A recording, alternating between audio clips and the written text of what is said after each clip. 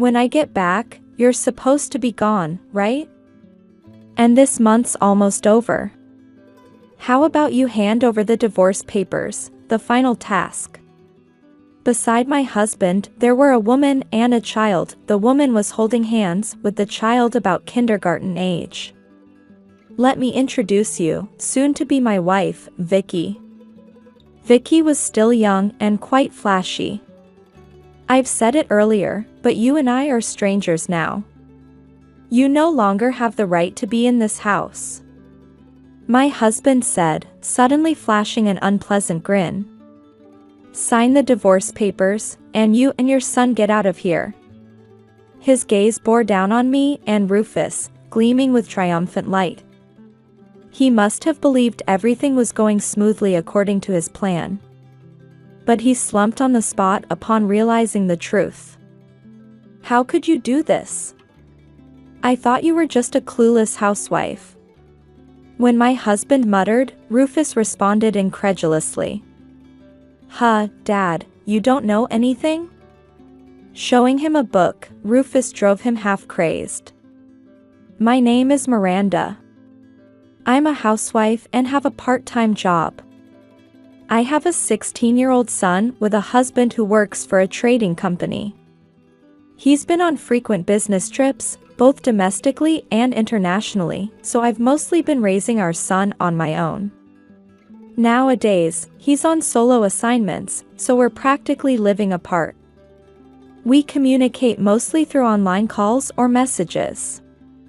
Although he's still in the country, day trips are a bit out of the question due to the distance. He only comes back around Christmas, Thanksgiving, or Labor Day. Even then, it's mostly to visit his parents' house, which is about an hour's drive away, so we rarely get to spend time as a family of 3 at home. The relationship with my husband is neither good nor bad. I think it's quite normal for couples who've been married for over a decade. We have familial affection, but the romantic spark seems to have faded. My husband works for a reputed trading company, so we've never faced financial difficulties. With him often away, I opted to be a stay-at-home mom when Rufus was younger, to ensure he didn't feel lonely, a decision my husband agreed with. However, as Rufus entered the later years of elementary school and my husband started his solo assignment, I noticed a slight annoyance towards me from him. My brother was the same at that age. It seems to be a phase they go through. So, I started thinking about getting a job myself. It's okay if you want to work, but I don't want to be seen as a useless man, was my husband's first reaction when I discussed working. Choose something that aligns with your hobbies or gives you a sense of progression. While I thought any job would do as long as it suited me, I considered my husband's opinion and decided to work as an assistant at a flower arrangement class. I have a teaching certificate in flower arrangement, and since my husband's job involves dealing with people from overseas, I thought it would be beneficial. That's great. It'll come in handy if I get transferred overseas. My husband agreed, so I've been continuing with that job since then. Although we don't face financial struggles, I still want to have a thorough discussion with my husband about Rufus's future. I've been thinking we need to have a proper talk about the future. My husband's response put me at ease. Rufus is a freshman in high school, and he'll be moving up to sophomore year this fall. It's about time he started seriously thinking about his future path. They're talking about me going back to headquarters this fall. It's perfect timing with the whole advancing to the next grade thing. That's what my husband said during the summer holiday when he came back. What he meant by future plans was something I never expected. I want a divorce. He just started saying that out of the blue, without even giving a reason first. We've been living separately for a long time now, and I think that's reason enough for divorce. Now's the perfect time for both of us to start new lives. Wait. This is so sudden. It was like a bolt from the blue. I hurriedly tried to stop him from speaking further. You're calling it living separately, but it's just because you've been on solo assignments. I never intended to live separately. But you didn't come with me, did you? That's because of Rufus's school and your father. My FIL is alive and well, living alone in a retirement home.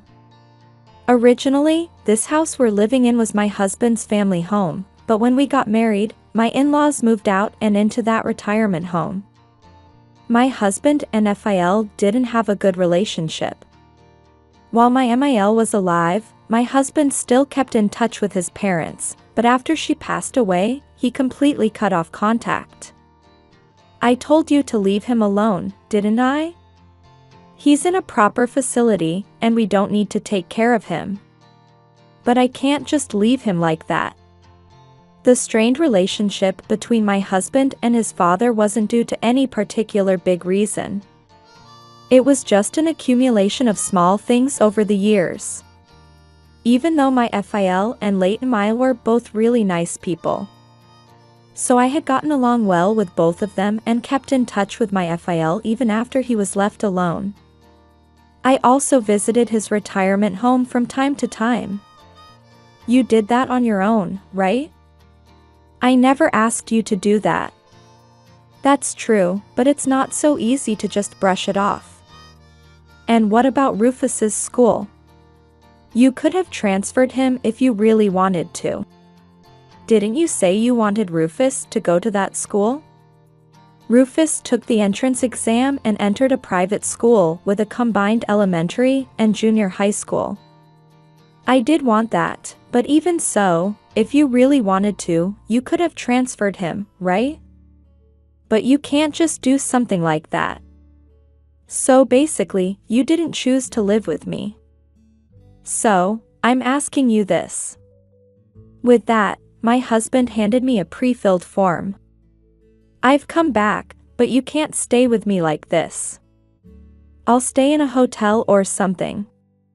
With that final statement, my husband left the house. I was left dumbfounded. Why aren't the lights on? Where's Dad? Rufus had gone to see a movie with his friends that day. He didn't come back until the late summer sun had completely set.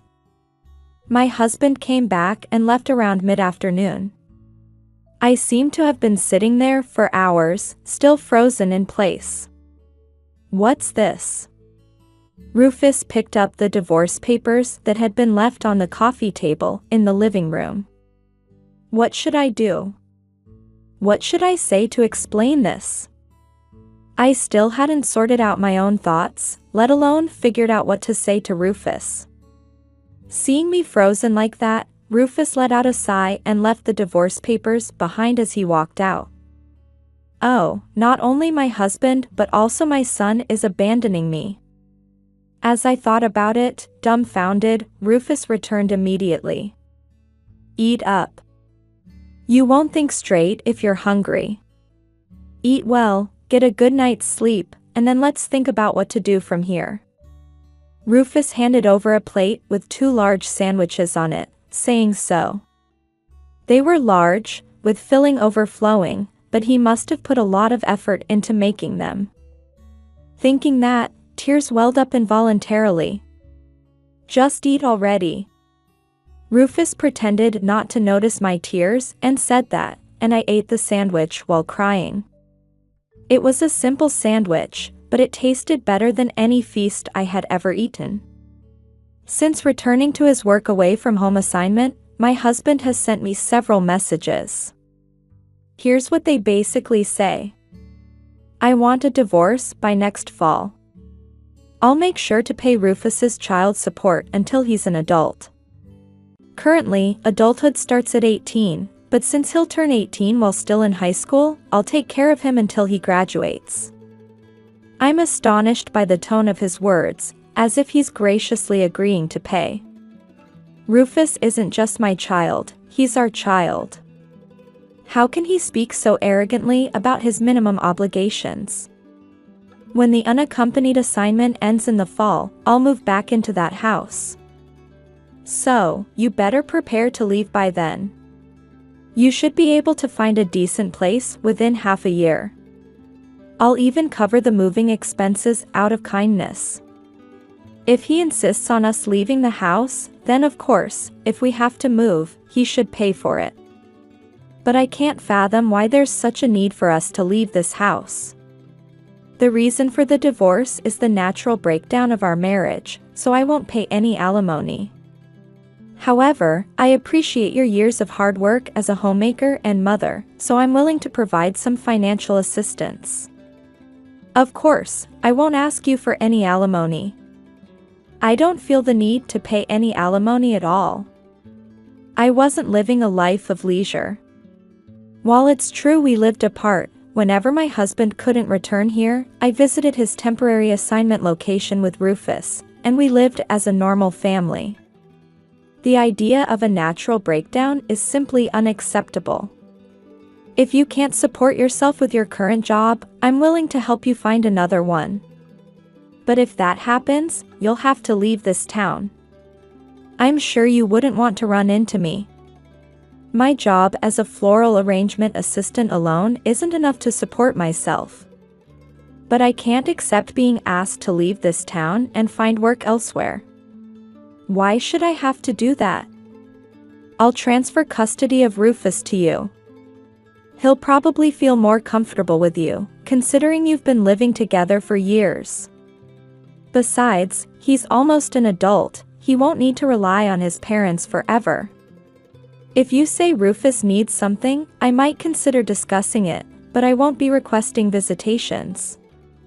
If we end up divorcing, I certainly intend to have custody of Rufus. But from the way he's worded it, it seems like my husband is ready to discard his son as well. How can he be so heartless? I can't imagine how much it would hurt Rufus if he knew about all of this. After reading through everything, I let out a sigh. There's not a single reason I can find to agree with any of this. What a selfish stance to take. When he first told me about the divorce, I was shocked and devastated, but now I'm starting to think that I don't want anything to do with such a selfish person. I went to his temporary assignment to talk to my husband. It's work hours, but I have the spare key to the apartment.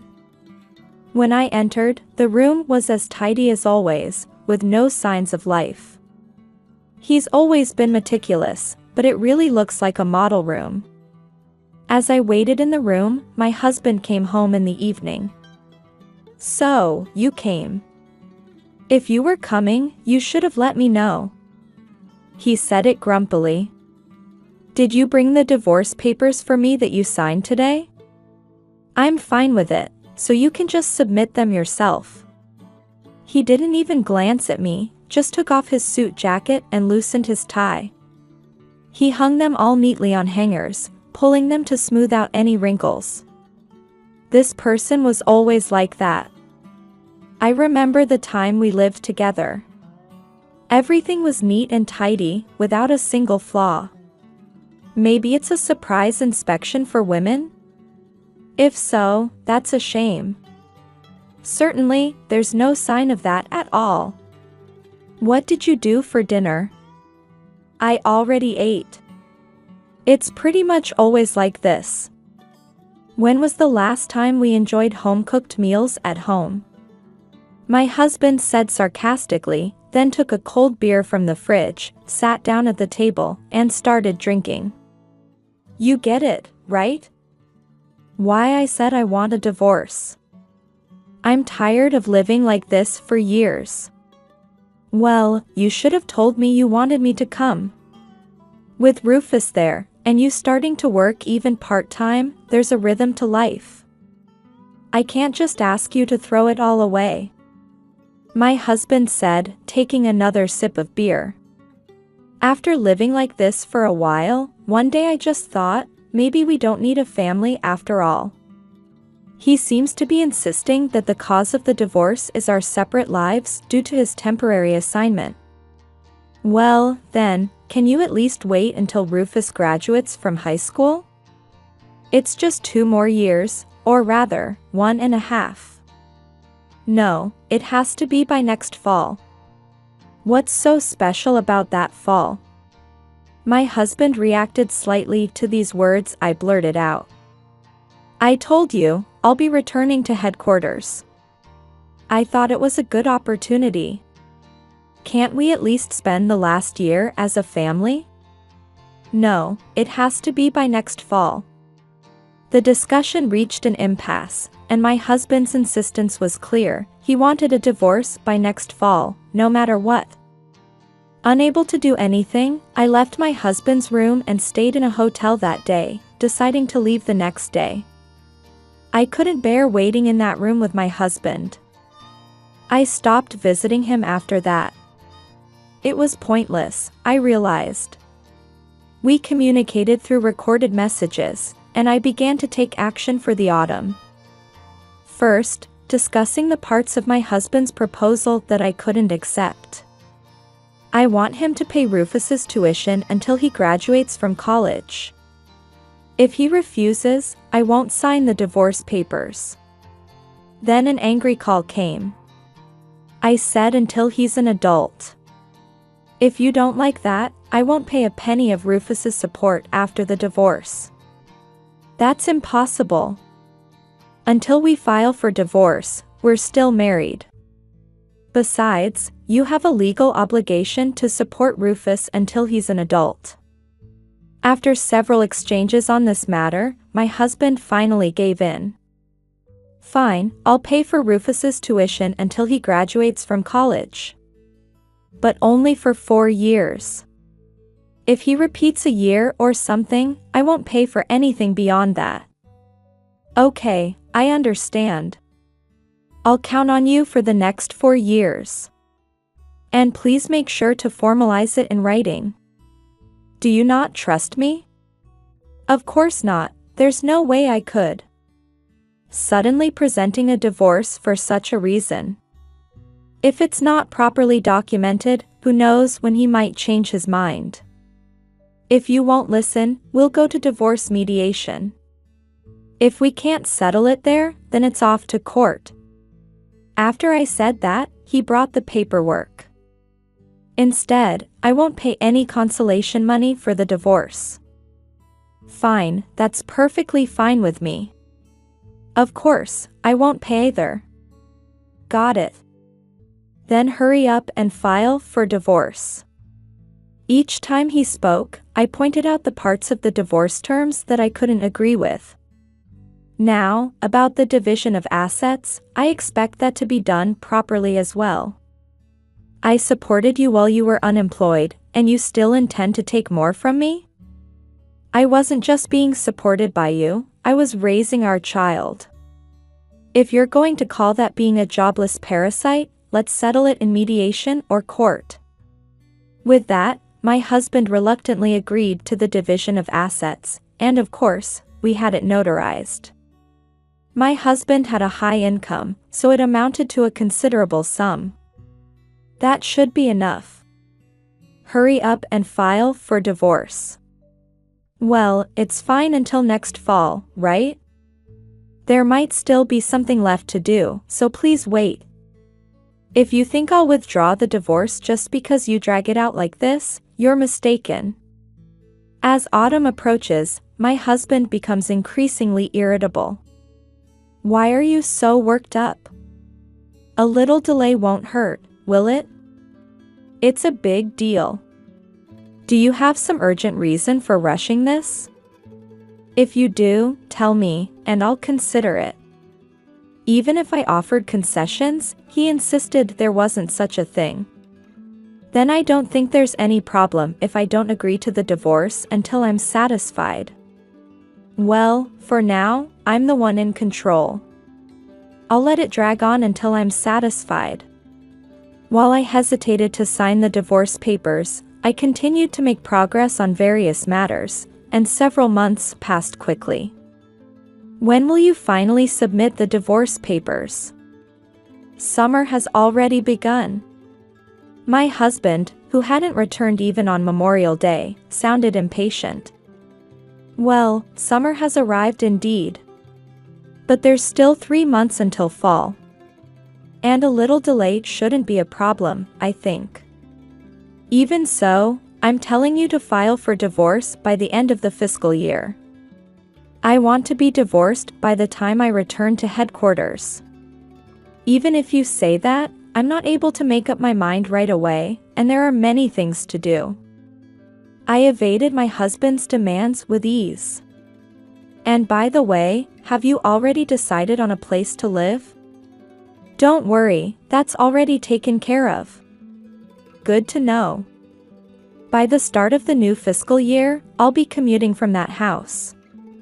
My husband let out a relieved sigh at my words. Please be careful on your way back.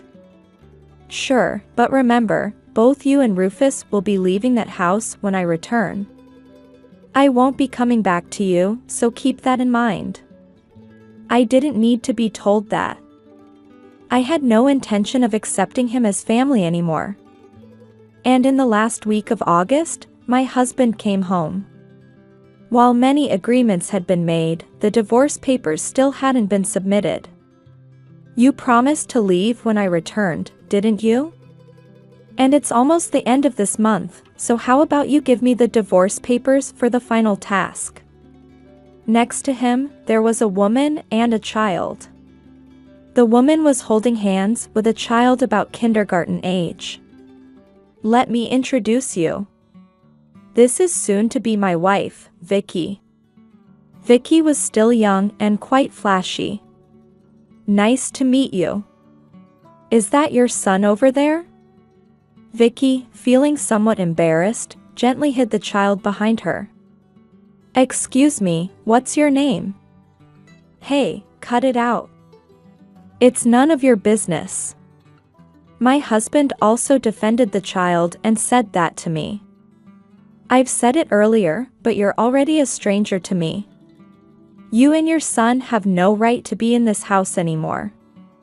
With that said, my husband suddenly smirked, a nasty grin spreading across his face. Sign the divorce papers and get out of the house with your son. His gaze looked down on me and Rufus, filled with a triumphant light. So that's what it is after all. What's the matter with that? We already settled various agreements. All that's left is to submit the divorce papers, and it's decided that there won't be any divorce compensation either, right? I'm relieved to hear that. I heard he gave you various things, so there's no need to feel guilty anymore. The last words seemed to be directed at my husband. That's right. I really wanted to have everything sorted out and the marriage registered by today, but I'm really sorry about that one point. But at least we'll make it in time for Ethan's enrollment. Yes, that's why my husband rushed the divorce. It was to make it in time for the new school year enrollment for Vicky's child. I can understand the desire as a parent to enroll one's child in elementary school as a responsible parent. But that's a different story altogether. I tell my husband and Vicky. As for the divorce compensation, I'll take it. But it should be clearly stated in the notarized document that there won't be any divorce compensation. Yes, for the divorce. I present the notarized document that I had prepared. We won't pay divorce compensation for the divorce, but I'll take it for the relationship between that woman and your son. And of course, from that woman as well. Don't joke around. I won't pay a single cent for that. My husband shouted excitedly. The child called Ethan flinched and clung to Vicky. I'm not joking. You can claim compensation for adultery within 3 years of knowing the fact. It's clearly stated like that. Divorce compensation and adultery compensation are different matters. But now that it's clear that your reasons for divorce, the long periods of separation due to work, were lies, it seems you'll have to pay divorce compensation as well. What did you say? The real reason for divorce is those people. You want to divorce me and remarry that woman and acknowledge the child, right? If that's the reason, then of course, I would have claimed compensation. It's clearly defined in the law. In cases of divorce by fraud or coercion, the divorce itself can be annulled. A person who entered into marriage by fraud or coercion may petition the family court for annulment of that marriage. I showed the documents I had to my husband and Vicky. Divorce hasn't been finalized yet, but I think the contents of that notarized document can be revised. My husband's hand holding the documents was trembling. So let's discuss the divorce compensation again properly. I told my husband with a broad smile on my face. In that case, there's no deal for Rufus's tuition. That's impossible. There's no reason to revoke it. It's the same notarized document. My husband desperately argued, but that's not going to work. It's the same, but the content is different, right? If I had lied, maybe that argument could stand, but I have nothing to hide. That's the truth, and it's a fact. I want my husband to fulfill his duties as Rufus's parent, so I requested it, and my husband accepted it. There's no lie there. So I don't think your claim will go through. Enough already, I get it. I'll pay, just shut up about it. Thank you. I smiled broadly, making sure my husband and Vicky felt as frustrated as possible. What a greedy woman. My husband spat out. But as long as I pay, right? So go ahead and pay. Sure, whatever. In fact, I already submitted it this morning. Here, this is the certificate. I handed my husband the acknowledgement of receipt for the divorce application. Once we've got this, it's all ours as planned. My husband showed it to Vicky, and they nodded satisfactorily at each other. All right, then the discussion over. You don't have any reason to be here, so get out.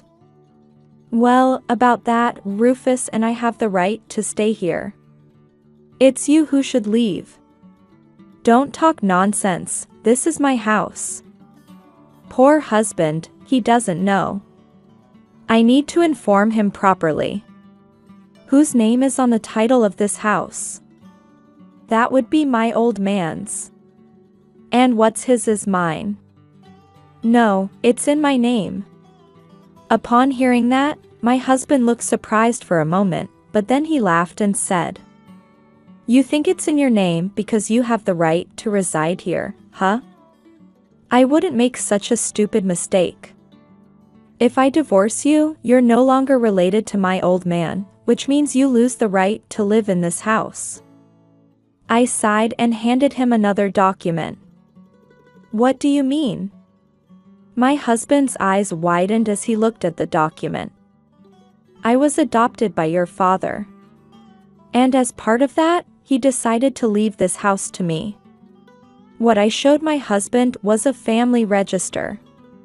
It clearly stated that I was adopted. That's absurd. That's true. Your father did it because he always cared about me like his own daughter. After my husband mentioned divorce, I consulted with my FIL. Both of my real parents are gone. They both passed away shortly after getting married. My in-laws treated me like their own daughter because of that. So I treated my in-laws better than their own son. My FIL told me to investigate properly and used a private detective to do so. As a result, I found out that my husband had a hidden child with another woman. So, you wanted to work away from home just to live with that person you've been involved with before, right?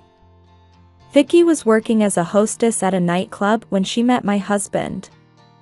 She was only 20 at the time, but she quickly bonded with my husband and they became close. Then she got pregnant. My husband thought it over and decided to lead a double life to live with Vicky and their child. I visited your work away from home several times, but I couldn't see any trace of a woman at all. My husband had 2 houses at his unaccompanied assignment destination. One was the sweet home to live with those people. The other was a camouflage to deceive us when we visited, to hide the fact that there was a woman there. After my husband went on an unaccompanied assignment, I went to visit him with Rufus many times. I was always impressed by how neat it was, but of course, since he wasn't actually living there, it was the same as not living there at all. My husband even installed cameras in that house and set it up so that he would be notified if anyone entered the room. When your father found out about it, he was furious and said he wouldn't leave you anything, it would all go to Rufus. Then he offered to adopt me. Seriously? My husband must have believed that everything was going according to his plan, but he collapsed when he found out the truth. Do you understand what disinheritance means? Your father is going through that process. What's that? In simple terms, it means removing you as a legal heir to your father. If the family court approves it, you will no longer be a legal heir, and the inheritance will go to Rufus through intestate succession. When the inheritor who is to leave the property behind wishes to exclude the inheritor who holds the right for some reason, there is a way to exclude them from inheritance. In this situation, my husband is almost estranged from his father, and the father decided to take this action because of the husband's excessively cruel treatment of his wife and child. When the deceased has assets, there are rights to the illegitimate heirs, who are presumed to be intestate heirs, after the deceased's death. It's the last resort when you don't even want to hand over the minimum assets. My FIL said he would do that out of gratitude for the years of friction with my husband, his gratitude for me being there for instead of his son, and his apology for my husband's actions. When my husband loses his qualification as an heir, Rufus, as his grandson, will be recognized as an intestate heir through intestate succession. However, if my husband is dissatisfied with that decision, it will be disputed in court. For that possibility, my FIL decided to adopt me and give me this house as an advance inheritance. He decided to do that after consulting with your father. How could you do such a thing? I thought you were just a housewife who didn't know anything. My husband muttered, and Rufus responded incredulously. Huh, Dad, you didn't know anything about this? Rufus handed a book to my husband. What's this book, The Splendid Deductions of Mrs. Rose? Oh, I know it. It's a popular novel right now, about to be adapted into an anime soon. I've been reading it too, I love it. It's a book my mom wrote. She studied a lot to write it, got pretty knowledgeable about law and stuff in the process. Rufus's words left the two of them stunned. I certainly appeared to be just a naive housewife who hadn't done anything, as my husband believed.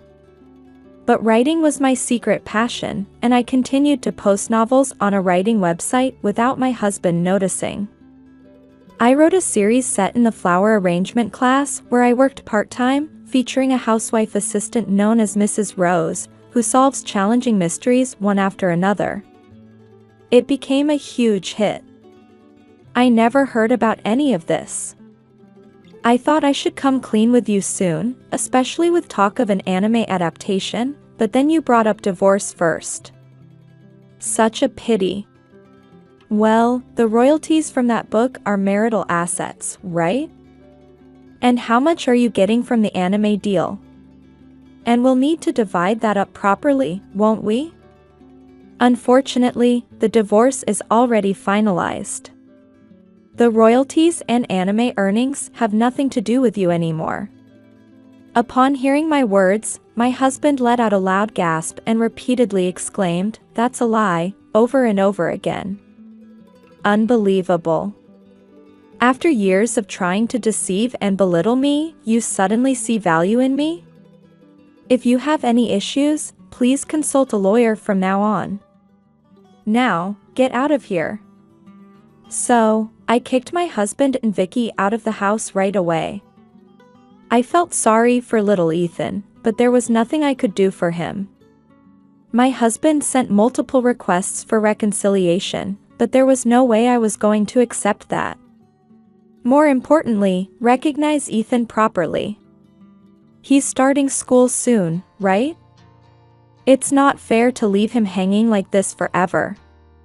After that, Vicky also pressured him to recognize Ethan, and they eventually got married and became proper parents. It was only natural for the sake of their responsible child. After the elementary school entrance ceremony was over, I waited for things to settle on their end before sending a registered letter regarding the alimony. After all, it was years of infidelity and leading a double life. The amount of alimony was substantial. You're making quite a fortune, aren't you? Then how about reducing the alimony? Forget about it. Such a ridiculous request was promptly rejected, of course. Regardless of who I am, there's no denying you've hurt me deeply. Alimony is money to compensate for that hurt, to express an apology in terms of money. It's unrelated to my income. When I threatened further rejection leading to a trial, he paid up obediently. He seemed to have borrowed the alimony for 2 people from the company. Though he managed to borrow money from the company, his actions were eventually exposed. Moreover, the offer for a job assignment away from home was apparently for this purpose. The mills of the gods grind slowly, but they grind exceedingly fine. God sees everything, as they say. The company's higher-ups were furious at being used for such immoral purposes. As a result, he was demoted and transferred to a subsidiary in a rural area. His salary decreased, and now both of them were working desperately to repay the debt. But ultimately, it was for the best. Ethan could start a new life in a new place without knowing about his parents' past, starting afresh as a normal family. No innocent child would suffer for their parents' actions. As for me, after the divorce, my works were adapted into anime as planned and became quite a sensation. Merchandise was also released, and in this era where ebooks are becoming more dominant, the printed books sold with bonuses became a big hit. The editors keep pressing for the next work. With my busy life, I have no room to dwell on past emotional wounds or reminisce. My animated work has also been broadcast overseas, generating significant feedback. Despite everything Rufus had been through, he grew up straight and honest. He said he would be searching for what he really wanted to do, what he was good at, during his 4 years of university. It's my life anyway, so I won't rely on Mom. Despite his cheekiness, as a parent, I would be happy if he relied on me a little more. For now, I might as well write a new story with a cheeky college student as the protagonist. I have a feeling the next work will be a hit too. While watching my dependable son, I can't help but think such thoughts on my own.